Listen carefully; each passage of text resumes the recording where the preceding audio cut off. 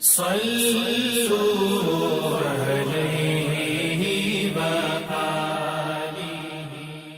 بخاری حدیث نمبر 101۔ عورتوں نے رسول اللہ صلی اللہ علیہ وسلم سے کہا کہ آپ سے فائدہ اٹھانے میں مرد ہم سے آگے بڑھ گئے ہیں، اس لیے آپ اپنی طرف سے ہمارے وعظ کے لیے بھی کوئی دن خاص فرما دیں۔ تو آپ صلی اللہ علیہ وسلم نے ان سے ایک دن کا وعدہ فرما لیا۔ اس دن عورتوں سے آپ نے ملاقات کی اور انہیں وعظ فرمایا اور مناسب احکام سنائے۔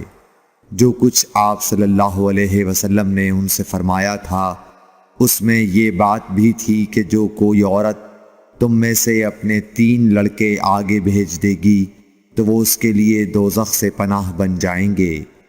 اس پر ایک عورت نے کہا اگر 2 بچے بھیج دے؟ آپ نے فرمایا ہاں، اور 2 کا بھی یہ حکم ہے۔